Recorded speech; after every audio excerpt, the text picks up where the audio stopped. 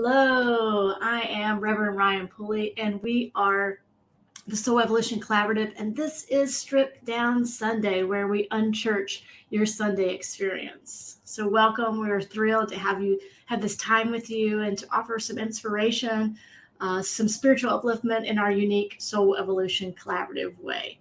And so, we've kind of stripped down this Sunday morning experience and kind of streamlined it in a way that hopefully fits your needs and offers some encouragement to take these principles into your everyday life. And so we have this strong desire to bring this updated message of inspiration to the world at a time where I think we can all agree that we need it the most. And so the Soul Evolution Collaborative is dedicated to personal transformation and communal evolution. So two really quick things before we get started. One, everything that you need to know about this community and what we believe and how to get involved in all of our activities, you can find on our website, soulevolutioncollaborative.org.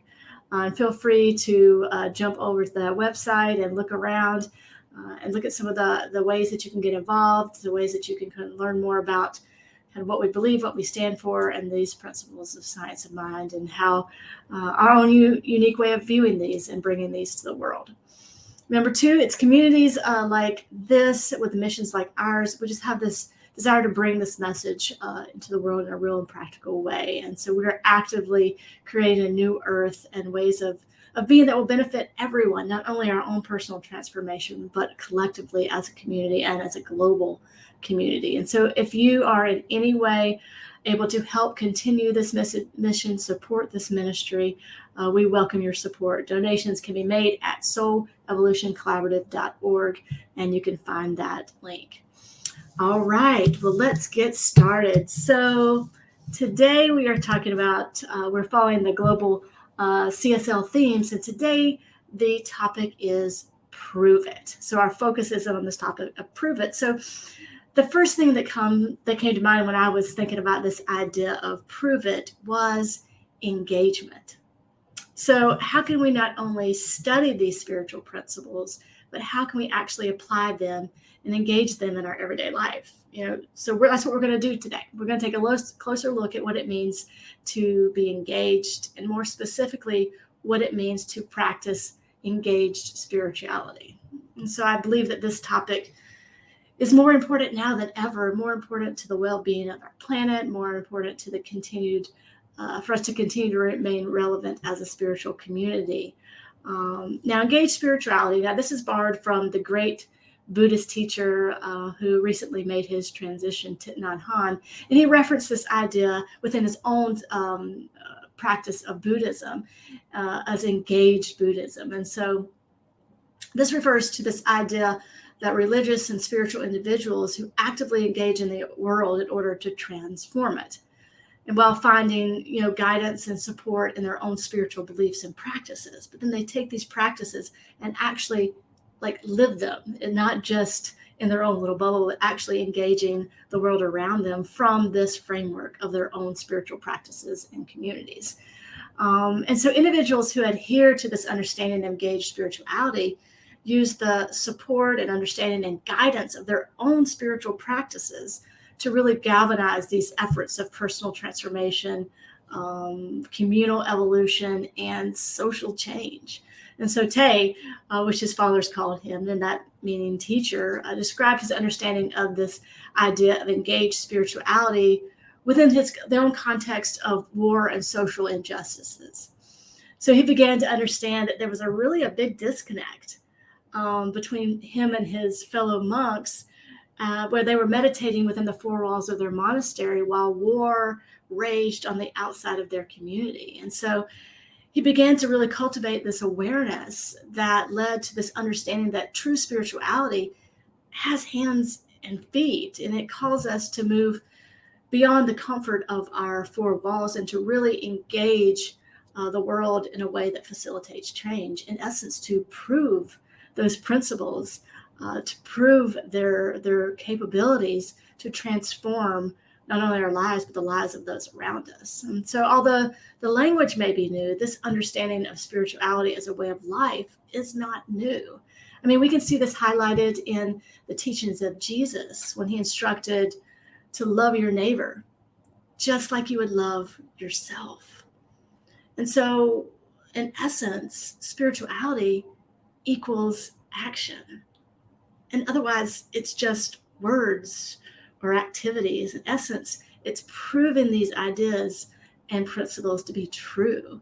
That is this action of spirituality, and that outpictures in our lives as we engage these principles in a really real way.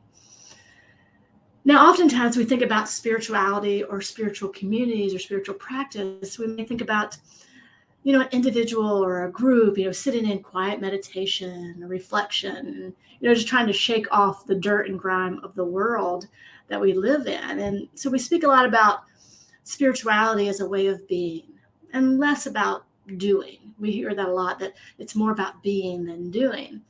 So it's not lost on me that what we're talking about today may be a little counterintuitive to that understanding.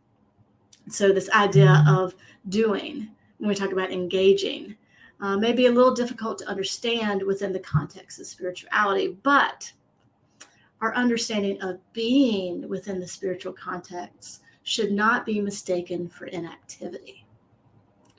Spirituality in its essence is one of activity. Spirituality is life itself, and it can't be separated from this understanding. The two are not separate, this being and doing, this activity of this spiritual practice and spiritual life. And in essence, everything is connected. And this very fact, serves to support major radical transformational change within all aspects of life, not just our own, but those around us and globally. And so now is the time for a shift in thinking, a shift in being. And we talked a lot about shifting, but now is the time really for the shift in thinking, the shift in being, that it no longer seems efficient to have this singular focus on our inner work, that it's just about me. It's just about being in my own space, my own meditative space, my own spiritual practices. It's more than that. And so it's no longer efficient in this greater idea of spirituality. But instead, I don't know if you can hear it, but I can. It's this soft inner voice that's becoming really louder and louder, and it's really calling us to be co-creators in transforming the world. And this inner voice, and we can hear it sometimes softly, and sometimes for me, it's like screaming at me, but it really is this catalyst for our action, our activity in the world. And so engaged spirituality reflects a synthesis of both our inner and our outer lives. And so it serves as a tool for our personal, communal, and global transformation. And so according to Janet Perchin, who wrote a book entitled Engaged Spirituality, which is fabulous, I would really invite anyone to get their hands on that to read that book. It's really transformational for me in this conversation. And so she really describes individuals who really embody what we're talking about, this idea of proving it, this idea of engaging the spirituality in our everyday lives, taking these principles and really making them active, putting them kind of from one-dimensional to this 3D understanding. So she talks about individuals such as Elie Wiesel, Thich Nhat Hanh, Howard Thurman, these powerhouses of really engaged social action and spirituality. And she says that engaged spirituality is exemplified by persons who find within their spiritual tradition the resources that nurture their being, enabling them to engage in activities that move the world toward love, justice, compassion, responsibility, and respect. So it's not an either or prospect, but a conscious, intentional commitment to engage in both, challenging us to grow by leading us to expand beyond our comfortable boundaries. And sometimes and I'm sure I'm not the only one, can get a little bit too comfortable on my yoga mat or on my meditation cushion. And really, sometimes the last thing I want to do is leave this bubble, this peacefulness that I've created within the four walls or wherever I'm at. And without this, that's just one aspect of spirituality, and it serves as a Foundational support for the true action of the spiritual life to be engaged in a way that speaks to and it uplifts the divine nature that is presented in all of life. Excuse me. So engaged spirituality becomes the perfect marriage between this understanding of spirituality and social engagement, meaning we allow spiritual principle to be the blueprint of our lives. Calling us not only to this greater understanding of ourselves, but our role, our mandate to ensure that our words and our actions and our deeds really create a world that serves the greater good, not only for us, but for everyone. And we talk about this in Centers for Spiritual Living a lot, creating a world that works for everyone.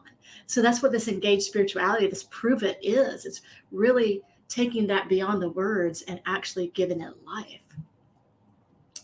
So how can we do this? Not just in word, but in deed. How can we activate that which is within to be engaged with the world in a meaningful and transformative way? So a couple of key ingredients for living a life that is engaged, this engaged spirituality, living a life that's just beyond this knowledge, but actually taking this knowledge and actually activating it, utilizing it, manifesting it in our lives, and really creating these experiences that exemplify the principles that we hold true and hold so dear. So one, I think we have to have a vision that inspires us, a desire to participate in something that connects us, both ourselves and to ourselves and others, to our higher selves. This vision of world peace, social justice, equality, creating a world that works for everyone. This vision, this thing that guides us, this thing that moves us to take these principles and actually activate them. So we have to have a vision, a desire, a kind of a direction we're moving in. Number two, we have to have a spiritual practice or belief or philosophy that sustains us.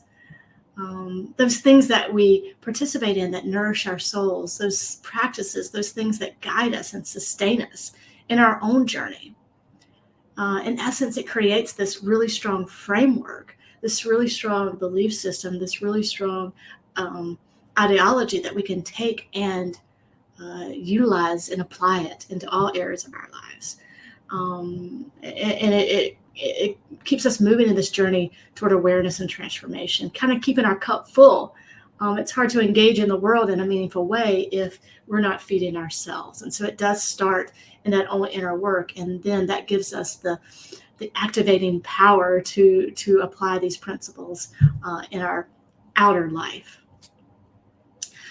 Number three, we have to have a spiritual community or a community in general that buoys us. So we know that we are not in this path alone. We're not living out these principles in a vacuum. We are not experiencing life in a vacuum. So this really understanding the connection, this activating quality of community, whatever that looks like for you, whether it's spiritual community, social community, anything that connects you with someone else, it buoys us. And through these relationships, we really can receive support and on our journey and our path of transformation. And we can really gather wisdom and energy from others. And this really kind of activates our own spirituality. This really gives teeth to our own understanding of principle when we can learn from the experiences and the viewpoints of others. And that is the transformative power of community. And it really can happen no other way. We also have to have a commitment to others that reinforces and strengthens us. And so this connection with community that demonstrates these ideas of compassion and interconnection, or as Tay would say, this interbeing with others. And so this is where these principles are really lived out loud, and this interbeing, this interconnection with others. And understanding that we are all necessary parts of the whole. And we begin to realize that the importance of our relationship with the community around us. And we can really begin to prove these principles and manifest them in really powerful ways when we work in relationship with and for others.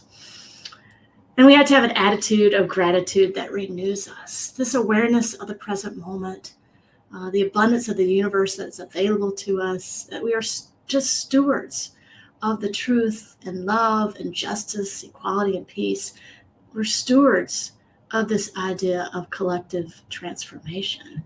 And in taking these principles beyond just this knowledge and this kind of surface book level and actually activating it, we really are able to incorporate those principles in an engaged, empowered, active way. And that is where the fun begins to happen. And so when we incorporate all these ingredients, we begin to see the effects of engaged spirituality. And how will we know? I mean, spirituality is not a destination, but rather it's a journey. And so how will we know when we're proving it? How will we know when we're really engaging these principles in our everyday lives? And I think that we'll see it in three key areas. We will see in our own transformation. We'll be able to notice those subtle shifts in how we view the world and how we interact with the world, how we respond to things that happen to us. We'll also see it in the transformation of those around us. As we begin to change, as we begin to activate these principles, we will see this kind of ripple effect in our experiences, and that other people will be able to have the freedom to engage in life in this way as well. And then ultimately, we will see the transformation of the world. And isn't that what we're all looking for? Really shifting our experience in ways that are positive and transformational. And so Parker Palmer states that offer yourselves to the world, your energies, your gifts, your visions, your heart, with open-hearted generosity. But understand that when you live that way, you soon learn how little you know and how easy it is to fail. To grow in love and service, you, I, all of us must value ignorance as much as knowledge and failure and as much as success.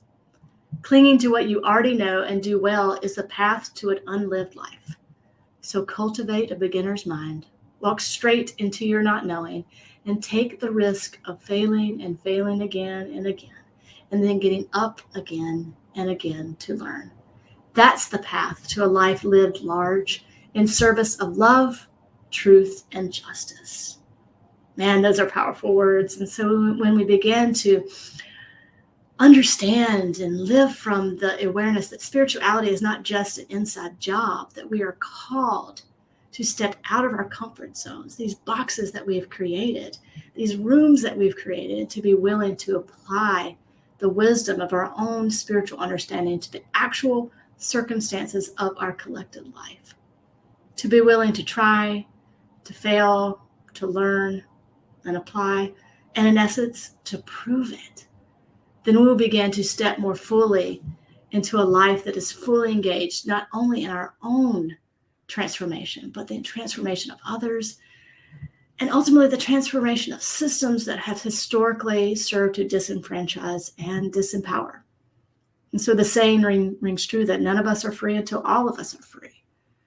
And so we can no longer really afford to sit on the sideline.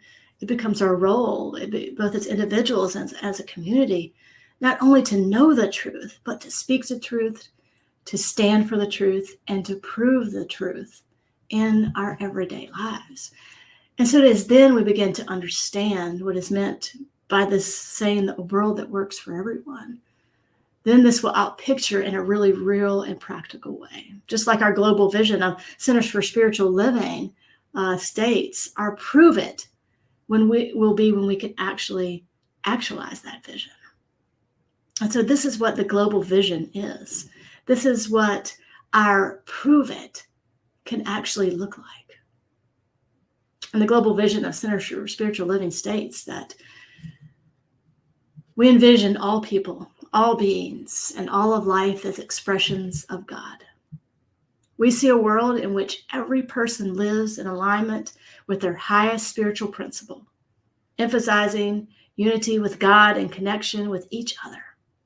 In a world in which individuality and collectively, we are called to a higher state of consciousness and action. We envision humanity awakening to its spiritual magnificence and discovering the creative power of thought, a world where every person discovers their own personal power and ability to create an individual life that works within a world that works for everyone.